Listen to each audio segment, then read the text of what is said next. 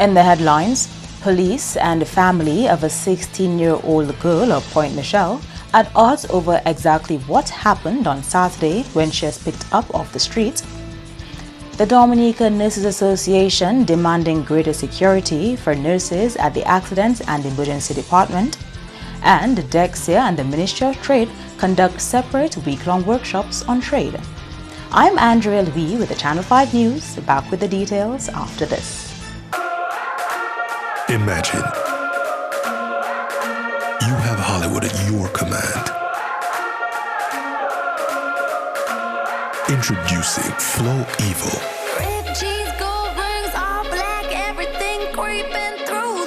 Anywhere you are. Big girls don't scream hard like Halloween, make me feel alive. There's a world of entertainment here, and you run the show. Flow Evil. Here are some tips to reduce mosquito presence in and around your home. Keep water storage containers properly covered. Remove containers that can collect water from your surroundings. Keep garbage bins tightly covered. Pick up your litter and remove all tires from your yard. Keep gutters free of leaves and twigs to prevent stagnant water. Prevent Zika, dengue, and chikungunya. Fight the bite. This is a public service announcement from the Dominica Red Cross. This message is supported by Flow. Thank you for staying with us. First up, Dominicans are relieved that a 16-year-old girl of Point Michelle, who was reportedly abducted on the weekend, is now back home. But they are left with more questions than answers surrounding that incident. During a press conference on Monday afternoon, the police characterized the incident as an alleged kidnapping. They say the young lady keeps changing her story. On Sunday, March 10th, 2019, the child was seen walking in the community of Stock Farm with a male companion. They were walking westward, that is, walking down in the vicinity of Signman. The police was alerted and she was picked up shortly thereafter. She was taken to police headquarters for an initial interview and then quickly rushed to the PMH because of her condition. She was medically examined and then discharged. As I say, I wish to again reiterate and state without any contradiction that the report of kidnapping or abduction is a false report. The child was not abducted, she was not kidnapped, she did not want to be found. As I speak with you, the gentleman that she was with is giving us a detailed and comprehensive statement as to the circumstances surrounding that report. The child was not kidnapped or not abducted. She arranged everything way in advance, down to the final detail. Every step that was reported to the police was pre-arranged by her. The distress call that she made, or that was made on her behalf, was arranged by her.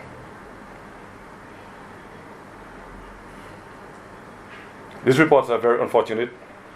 They waste the police time. And among others, or even worse, that is, they instill a lot of fear in the population. You would have seen on social media over the weekend, lots of reports. People are afraid. They're afraid of having their young girls go on the streets. They're afraid that they might get abducted or kidnapped by some stranger and they're never to be seen again. I read the reports myself.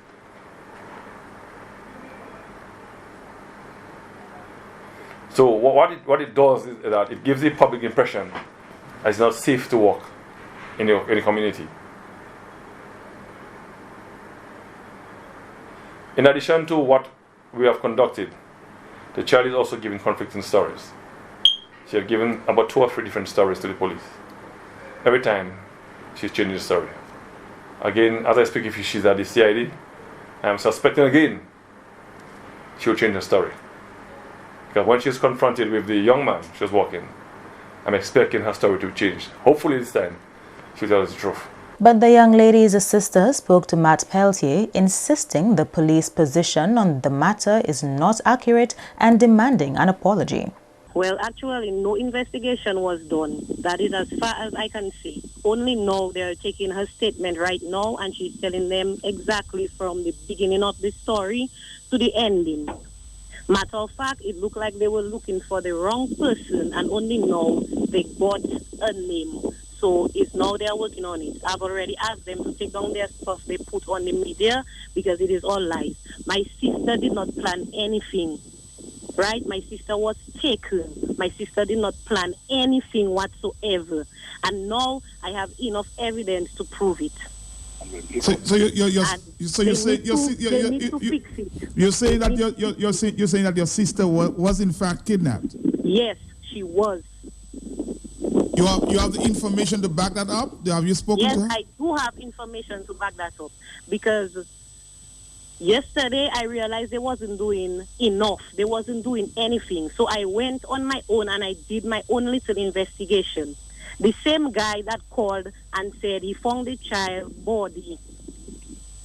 Mm-hmm. He found the child at the Kinsale River, wherever. I realized it was a lie. That wasn't making no sense. You understand? Mm-hmm. But I did what I had to do. Oh, now I have my information, so I gave it to the police. Right now, my sister is there. I am right there, so I am waiting to see what they are going to do with it. My uncle is there, my parents are there, and I am just waiting to see what they are going to do with it. They need to move. They need to move quick. They need to move quick, and they need to take down that stuff they put about my sister, because that is a lie, and I would like them to apologize. Because when they said my sister was in good health, my sister was, in fact, she was raped. You understand? You have the doctor's report to prove that? They could at least wait. They could at least wait. They did not do anything. They did not investigate. Only now they're doing the investigation. So you're saying that when you speak to the doctors, they told you that your sister was in fact raped? Oh, yes. Oh, yes. The Deputy Chief of Police had this to say in response to the family's demand for an apology. I too was very disturbed when I heard the report. I too was very disturbed when I heard the allegation against the officers of not taking action. And I gave him an earful, I can tell it to you. Okay. For those of you who know me, I don't mess around. I don't mess around. Okay. I gave him an earful. Okay, I was quite pissed. Not knowing. I even jumped into conclusion, preempting, prejudging, if I should say. But having done further investigations, I was here last night, very late last night, having done further work, and up to this afternoon, after lunch, the young man was brought in. I interviewed him myself. That's why I held back the interview for a while, because I wanted to hear from him. I interviewed him myself. And most of what I told you came from him. That she was not kidnapped, there was no firearm involved, no gun involved. She arranged everything down to the last detail. So she too fooled her family. And I heard the uncle, I heard the father, I heard her aunt, sister, sorry. She too fooled them. And she will soon tell them the truth. In other top stories, President of the Dominica Nurses Association, Rosie Felix, is appealing to the Ministry of Health to act quickly to ensure that nurses feel safe on the job. Julian Morris has that story. Nurse Felix says her colleagues working at the casualty department are concerned for their safety. She says their fears should be addressed before it's too late. I am very much concerned and disappointed about the situation of security at the PMH and the casualty department in particular. Of course, the security is a concern in community health facilities. But in recent time, here at the accident and emergency department, the nurses and the other workers, of course, the nurses are in majority, we're female. We're just celebrating International Women's Day. And so on the heels of International Nurses Day, International Women's Day, I want to bring some light on the issues of security again our nurses are facing. So I was saying in recent time, the incidents, the security incidences have been increased. The attacks of violence against the healthcare workers, they have been increased. Last Friday, to be exact, there was a gunshot wound, and of course that attracted crowds on the hospital compound. There is no gate control of crowd. The crowds come in. Of course, people are curious, naturally curious. Family members come in, and then you have one police who cannot control the crowd, and who unfortunately let in, according to the report I've received from the nurses, let in unauthorized persons in the casualty, leaving the nurses in fear and distress, because it was only 1 month ago a guy came in there with a knife when he was seeking somebody to take revenge on, but the nurses had to hide under a table, a desk, hide behind a fridge. Another one ran out of the department. The nurses are terrified, and so it is time, especially now, when nurses or professionals or nursing our doctors are leaving us, the Ministry of Health should be concerned with ensuring and leaving no stone unturned that our health workers are secure in the workplace. Felix says she's concerned the nurses are losing confidence that their security concerns will be addressed.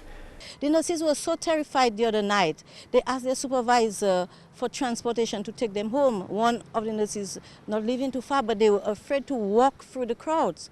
In one instance, a man was verbally abusing a nurse of theft and other things. The nurse had to remove the patient's jewelry so the patient could have a procedure, and the nurse was accused and verbally, battered.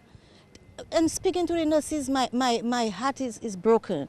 The nurses are in a status of despair. They say, but they will do nothing. Nothing is happening. We don't feel supported. They're afraid. They say it's like normal. Every other day, every other week, especially when crowds. I think they need to have people, before they enter the casualty department, have some system, that would detect if they have weapons. That's one. You need more police. What the nurses are telling is that you have one police sometimes. I was there last night, there was not one police on the compound between 7:30. I called at 10 o'clock. Thereabout. They had no police there. Sometimes when you have a police officer, the police officer is downstairs chatting with the orderlies or somewhere, and when the nurses need them in the department, they are not there. One is not enough, and they need to be reliable. 10 years ago, we protested for security.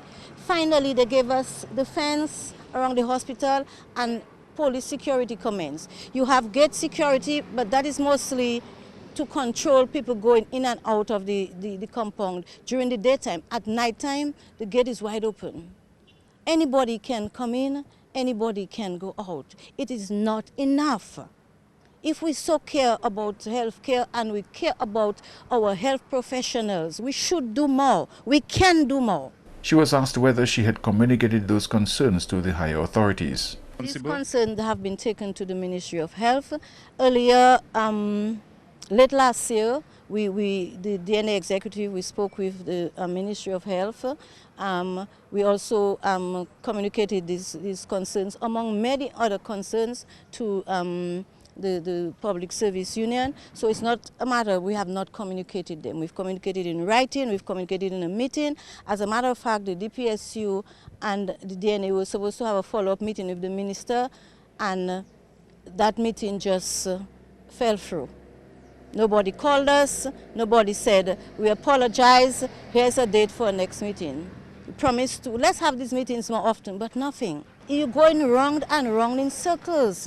This matter is an old matter. I shouldn't be here 10 years later crying for security for nurses. I know in some cases they have where you did not have, like in some of the districts, you did not have it before, and they have, you put, but you want it regular. Like in Casabruce, I am grateful, for example, in the Casabruce Health Center, they have a security, and one nurse told me at one time a mentally ill person who was living on the premises picked up a cutlass after her, and she's a pregnant nurse, because she told him not to do something. And the two securities were exchanging shift at the time, and they saved her life. So security is important and can work, is effective, but they have to be regular, they have to be there, and it have to be adequate. Felix says the DNA's concerns have been addressed to some extent, but more needs to be done. In more developments, the Ministry of Trade is embarking on a capacity-building effort geared at placing Dominica on a path towards a full implementation of the World Trade Organization's Trade Facilitation Agreement. Director of Trade Martin Walter said this agreement will modernize and simplify procedures and documentation, resulting in greater ease of movement of goods across borders. Walter addressed the opening of a week-long workshop for Dominica's Trade Facilitation Committee at Fort Young Hotel on Monday. The United Nations Conference on Trade and Development is a major partner in facilitating this effort.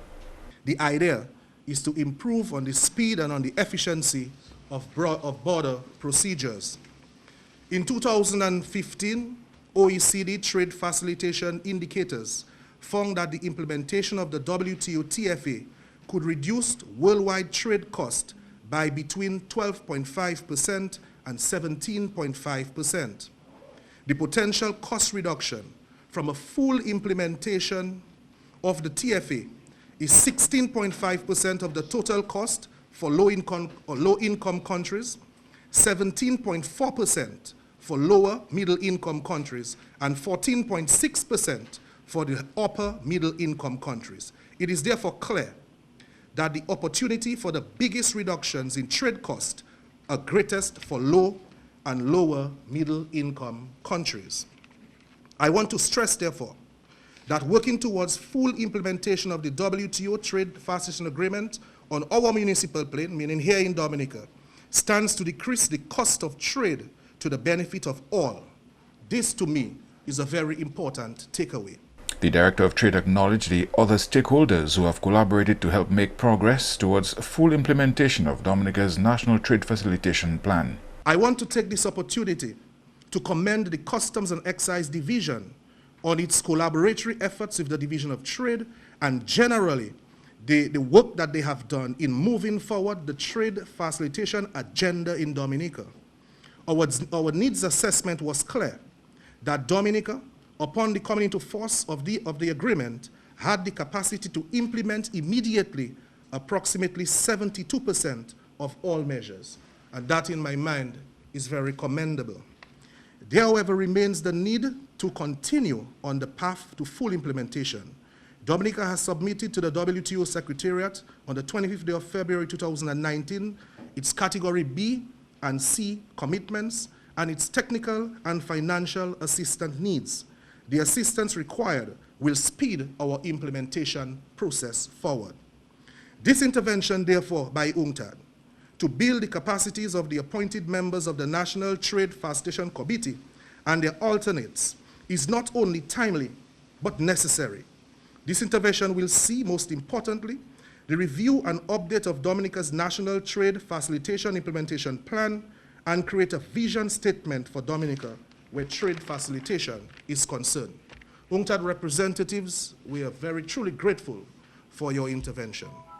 In conclusion, I want to urge all to attend the workshop throughout the course of the week.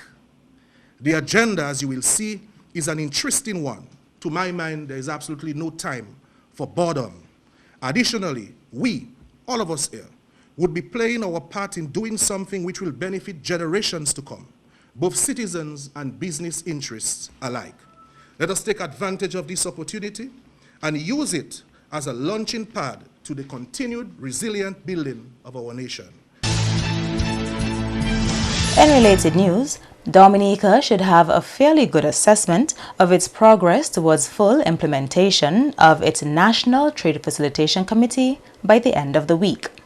The roadmap to implementation of a trade facilitation agreement is expected to be completed when a week-long trade facilitation workshop comes to a close on Friday. A representative of the United Nations Conference on Trade and Development has outlined some of the agenda items for the week-long workshop.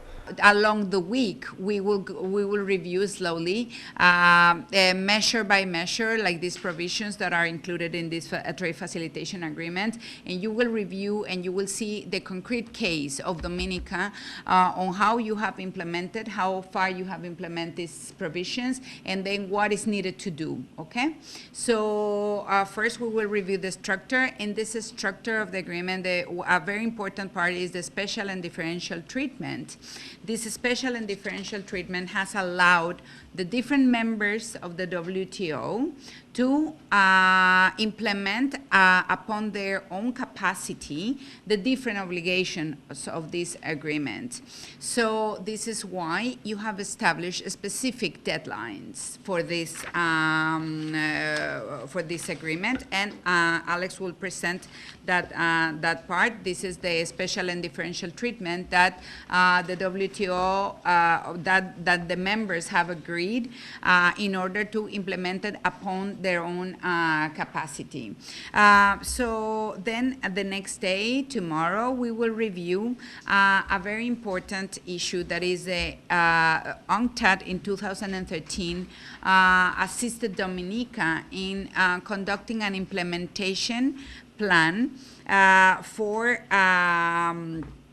this trade facilitation agreement. So this implementation plan hasn't been updated, and the objective is that we review it and we update it in 2000 to see what is the current status of these measures, of each one of the provisions of these agreements, also on where you are, in order for you to establish where you need to go. Work on Dominica's roadmap will be taken up on Wednesday. The objective is that the members of the National Trade Facilitation Committee of Dominica develop a roadmap for establishing, for implementing the different measures that haven't been fully implemented. So we will start first setting up a baseline on what is the current situation according to certain international indicators. So this, you will see how you are seen from abroad, from other institutions, and then you will be able to develop a vision for your country.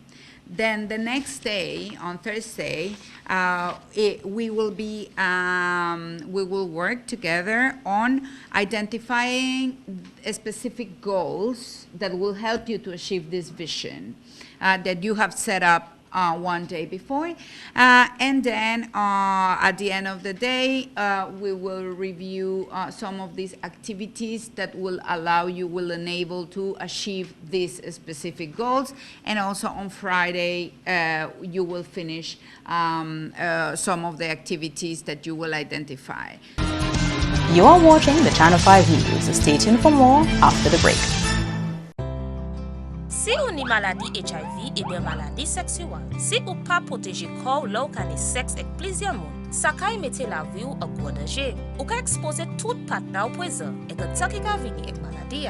Servi yo condom chaque fois ou kane sexe. Changer qui est important pour découvrir maladie à bonheur ou ça vivre en bonne santé même si ou ni maladie HIV. Prends responsabilité, protéger corps et puis les autres. Examinez corps. Aidez du bout si même maladie HIV et l'autre maladie sexuelle. Here are some tips to reduce mosquito presence in and around your home. Keep water storage containers properly covered. Remove containers that can collect water from your surroundings. Keep garbage bins tightly covered. Pick up your litter and remove all tires from your yard. Keep gutters free of leaves and twigs to prevent stagnant water. Prevent Zika, dengue, and chikungunya. Fight the bite. This is a public service announcement from the Dominica Red Cross. This message is supported by Flow. Welcome back. A week-long workshop to develop Dominica's export capacity got underway on Monday. The workshop is organized by the Dominica Export-Import Agency, DEXIA, with support from the Compete Caribbean Partnership Facility. The seminar will allow participants to improve their cluster development plans and their potential impacts to create employment and revenue generation among vulnerable groups.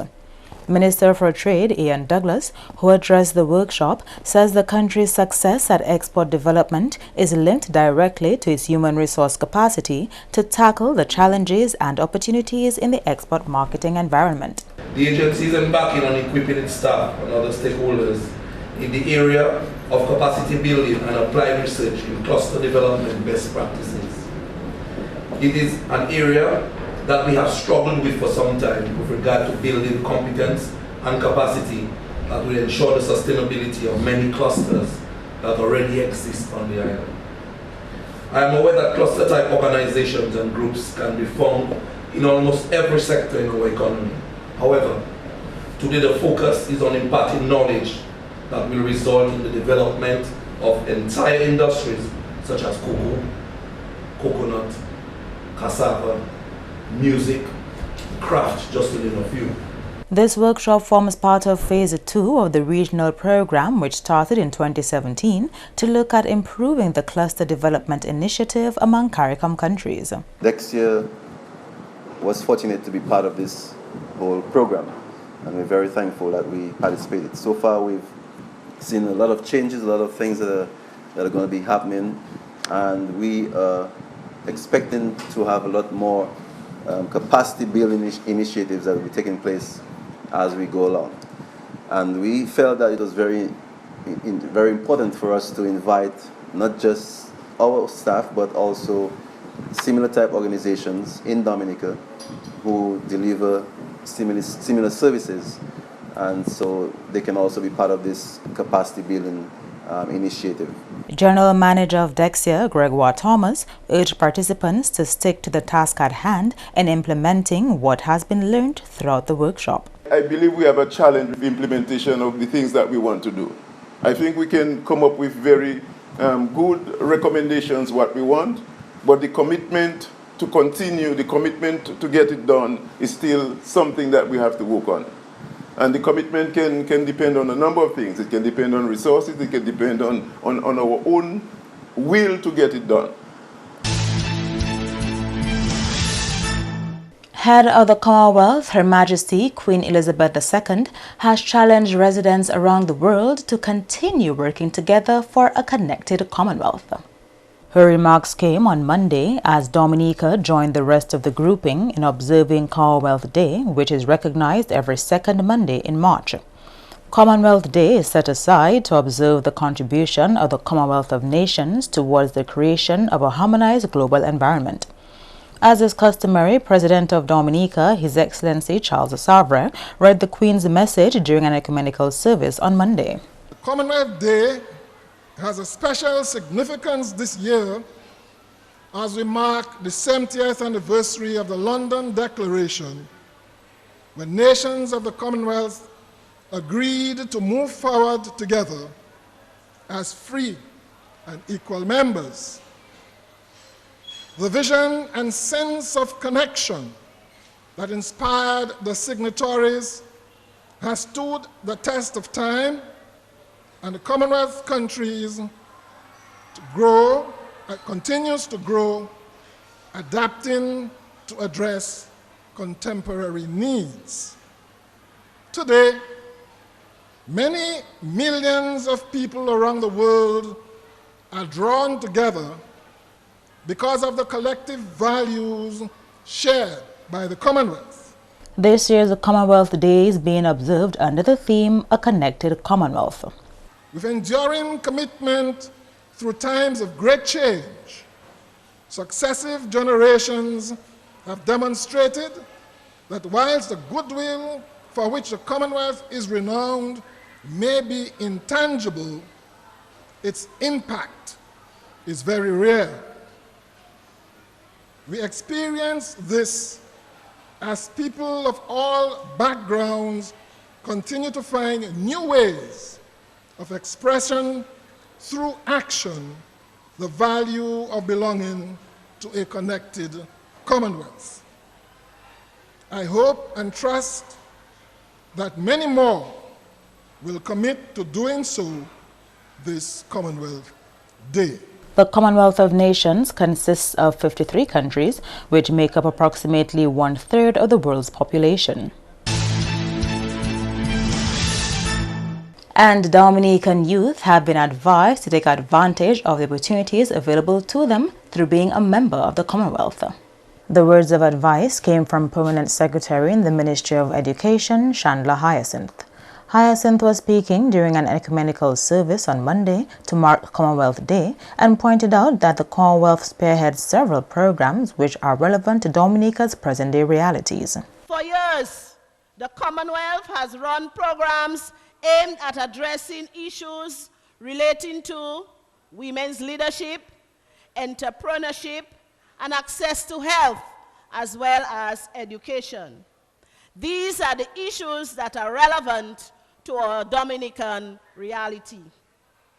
Today's celebration gives us the opportunity to show our young audience that we value these important tenets and look to maintaining the established ties with our sister Commonwealth nations. Hyacinth told the participants in the Commonwealth Day activity that this day serves as a reminder of the rich and varied history of the country. It is a history we want you to be aware of as you forge a place for yourself in the world.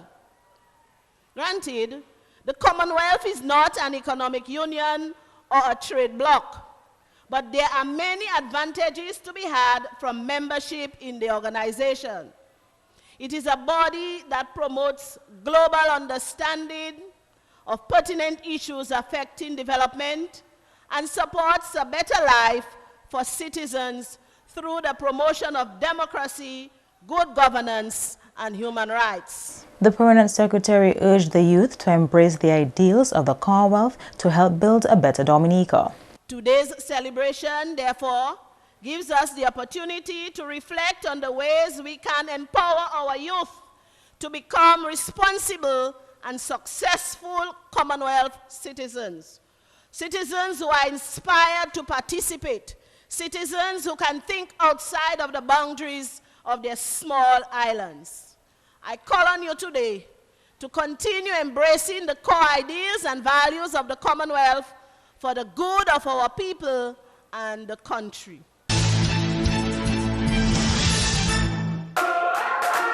Imagine